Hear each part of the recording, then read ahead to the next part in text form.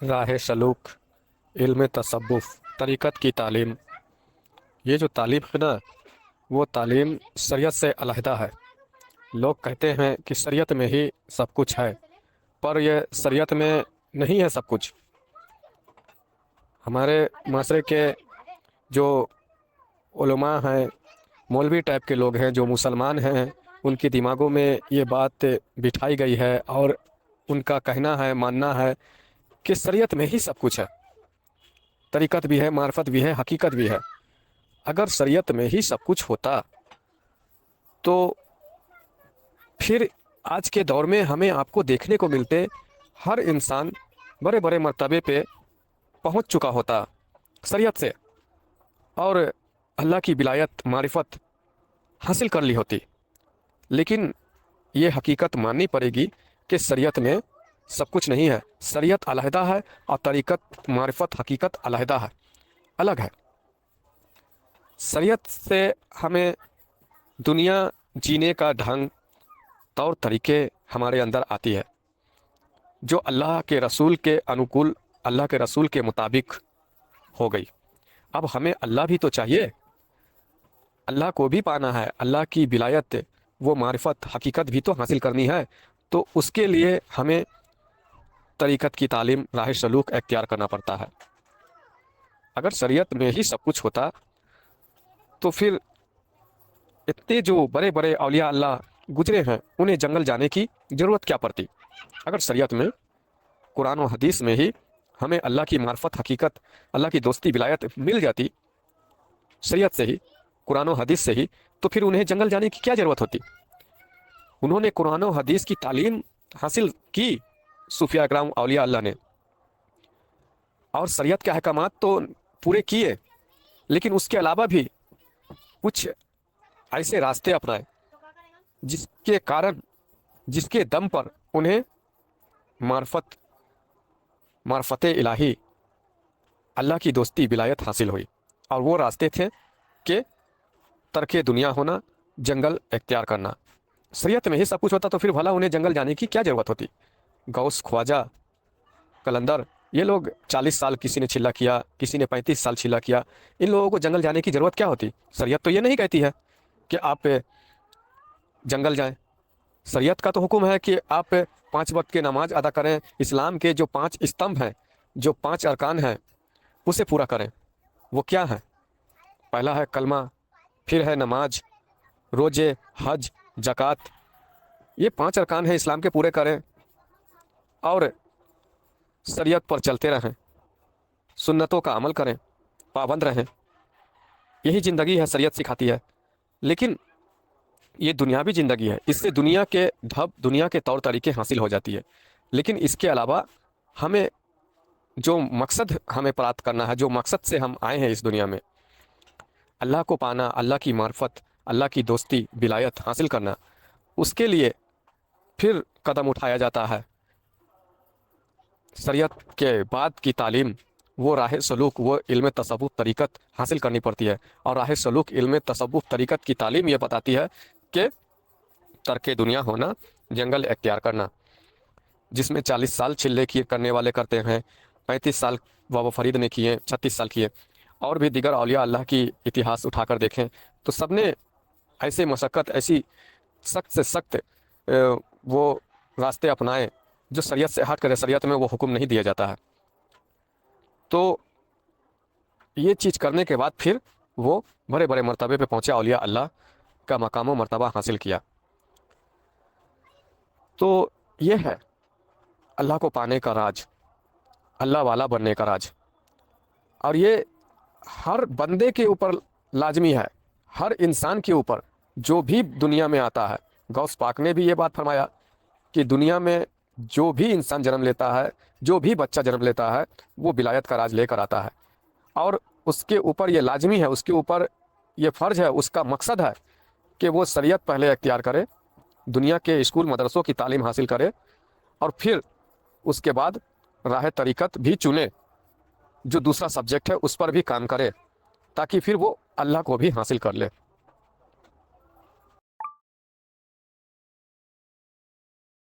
تو لہٰذا علم روحانیت، راہ سلوک، راہ طریقت، تصوف کی تعلیم وہ ایسی تعلیم ہے جو اختیار کرنے کے بعد ہمارے اوپر وہ راج و اسرار کھلتے ہیں، وہ پردے اٹھتے ہیں، حقیقت ہم جان پاتے ہیں، ہمارے اندر شعور، ہمارے اندر چیتنا، روحانی شعور جاگتی ہے۔ شریعت پہ عمل پیرا رہتے ہیں، اگر اسکول مدرسوں کی تعلیم لیتے ہیں، رب کی بندگی کرتے ہیں اور سنتوں کے بھی پابند ہیں، تو اس میں بھی آپ اپنے روحانی شعور کو، اپنے چیتنا کو جگا نہیں پائیں گے۔ آپ اس میں بھی، اس تعلیم پہ چلتے ہوئے بھی آپ ایسے حرکتیں، ایسی غلطیاں برابر آپ سے ہوتی رہے گی، خطائیں ہوتی رہے گی، اور آپ کے اوپر سے وہ راج، وہ باطنی پردے، باطنی الہام، وہ جو باطنی تعلیمات ہے، اللہ کے راج ہیں، وہ سب اس تعلیم سے پتہ بھی نہیں چلے گا، آپ کامیابی حاصل کر بھی نہیں پائیں گے۔ زیادہ سے زیادہ آپ شریعت کے پابند رہتے ہوئے، سنتوں کے پابند رہتے ہوئے، آپ اس میں کیا ہوگا کہ آپ کے اندر برائیاں بھی بھری ہوگی، اور ظاہری طور سے اچھائیاں بھی رہے گی، برائیاں بھی رہے گی، دونوں برابر رہیں گے۔ اور ایک میان میں جب تک دو تلوار رہیں گے تب تک آپ کامیاب نہیں ہوں گے، یعنی کہ برائی بھی اور اچھائی بھی دونوں آپ کے اوپر دیکھنے کو ملیں گے۔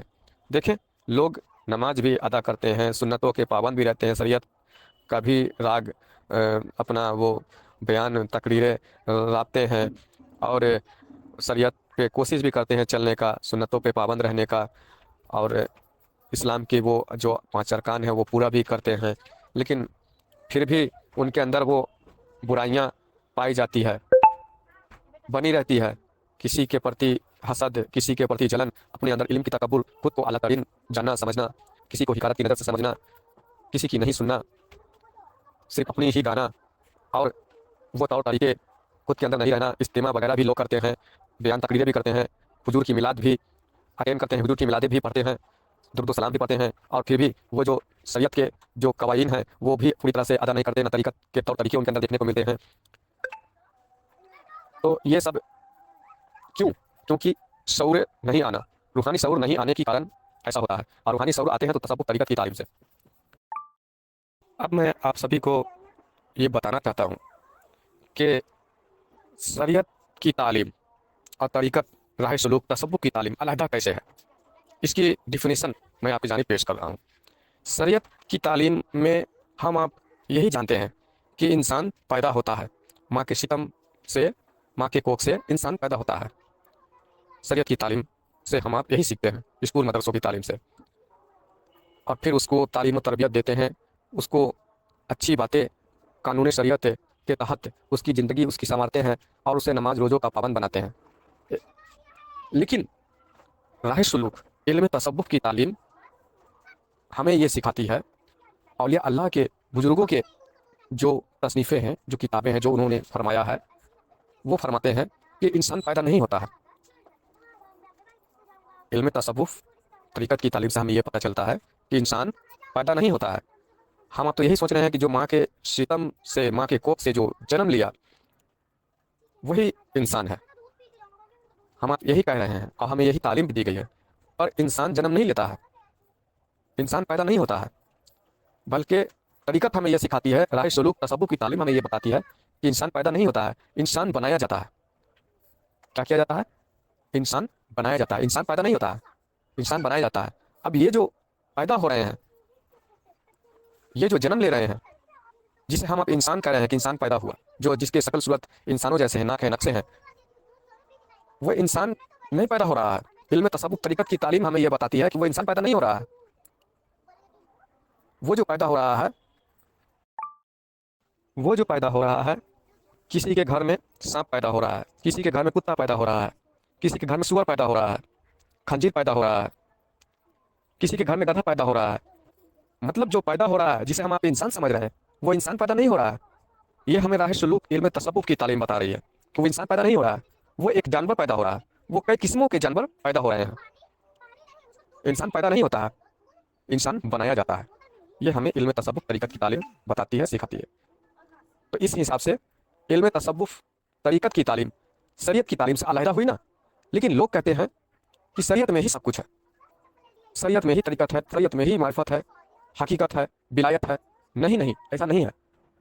शरीयत अलहदा है और तरीक़त तसव्वुफ की तालीम अलहदा है।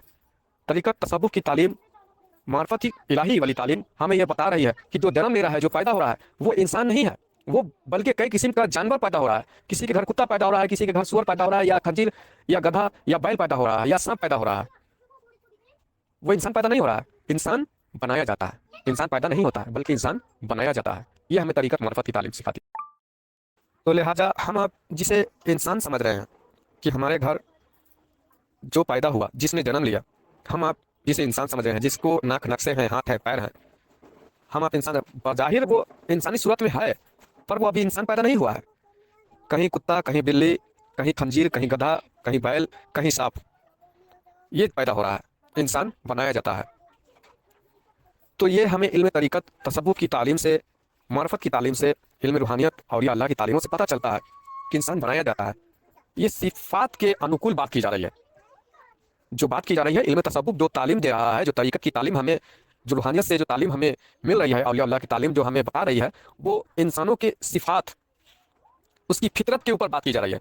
फितरत के हिसाब से किसी के अंदर ऐसे सिफ़ात पाए जाते हैं कि जो सांप वाली सिफ़ात पाई जाती है, जो डसने वाला अदायगी उसके अंदर रहती है। किसी के अंदर लोमड़ी वाली सिफ़ात होती है, किसी के अंदर कुत्तों वाली सिफ़ात होती है। ये सिफ़ात की ओर इशारा किया जा रहा है, उसकी सिफ़ात पर ही बात की जा रही है। बज़ाहिर वो इंसानी सूरत में पैदा हुआ है, लेकिन उसकी सिफ़ात इंसानों वाली नहीं है, जानवरों वाली है। किसी के अंदर सिफ़ात बिल्लियों वाली है, किसी के अंदर सिफ़ात तोते जैसी है, तोते चसम जिसे कहते भी हैं कि क्या भाई तोते चसम है तू तो। किसी के अंदर गिरगिटों वाली सिफ़ात है। लोग ये भी मुहावरा देते हैं, डायलॉग भी मारते हैं कि क्या भाई इसके अंदर तो गिरगिटों जैसी रंग बदलने वाली सिफ़ात है, हरकतें हैं।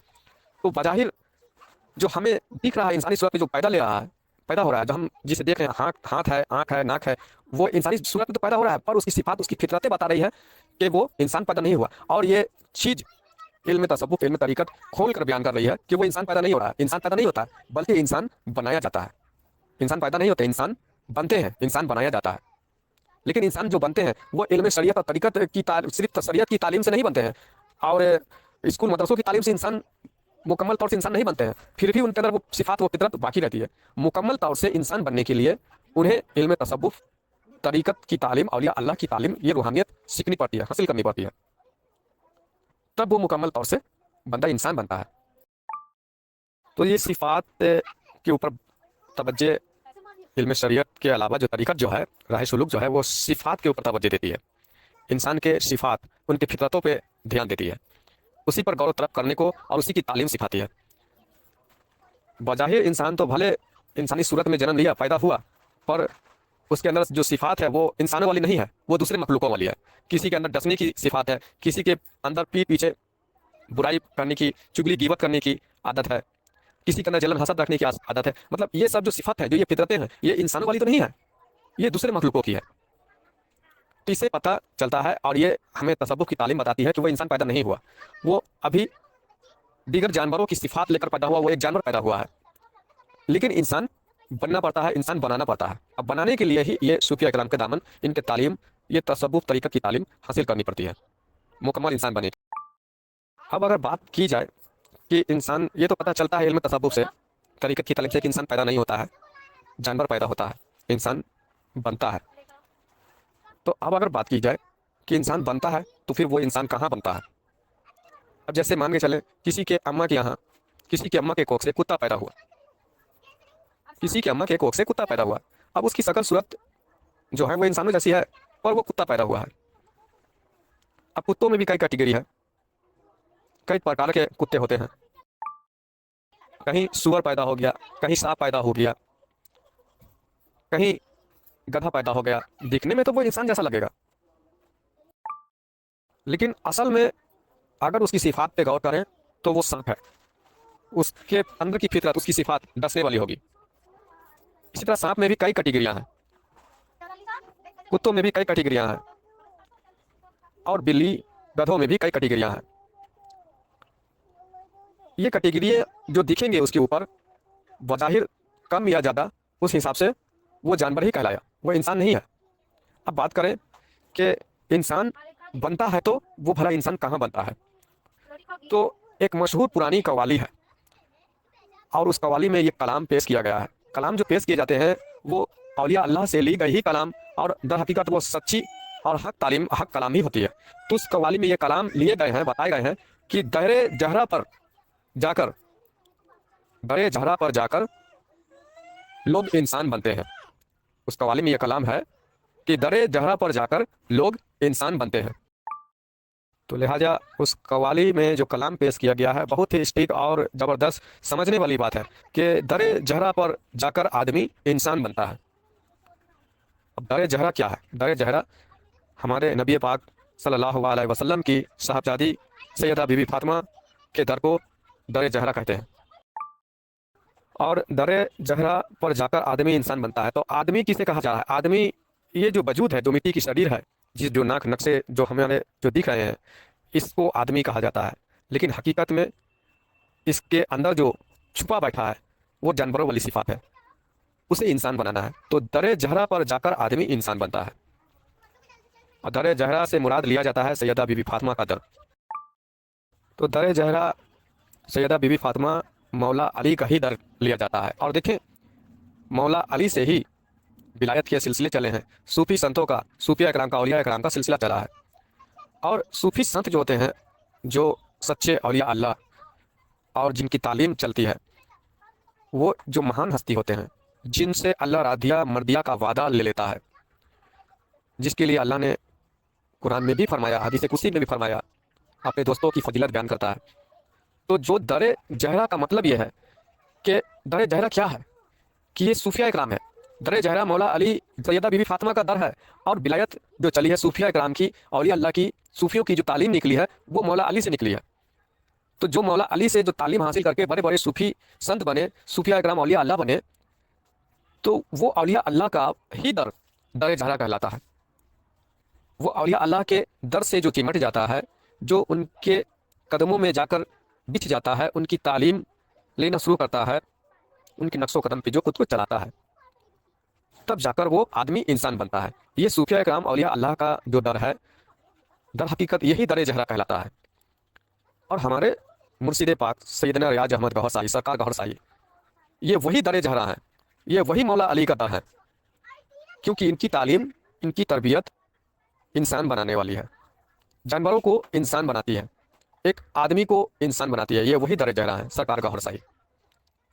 तो सरकार गौहर साई को समझने की कोशिश करें। आज का हम गुफ्तगू यहीं तक हम खत्म करते हैं, समाप्त करते हैं। अल्लाह कहने सुनने से ज़्यादा अमल करने की तौफीक अता फरमाए। आमीन सुम्मा आमीन। सल्लल्लाहु अलैहि या मोहम्मद, सल्लल्लाहु अलैहि या मोहम्मद। आगे की गुफ्तगू और अगला दिन मैं बात करूँगा इस पर।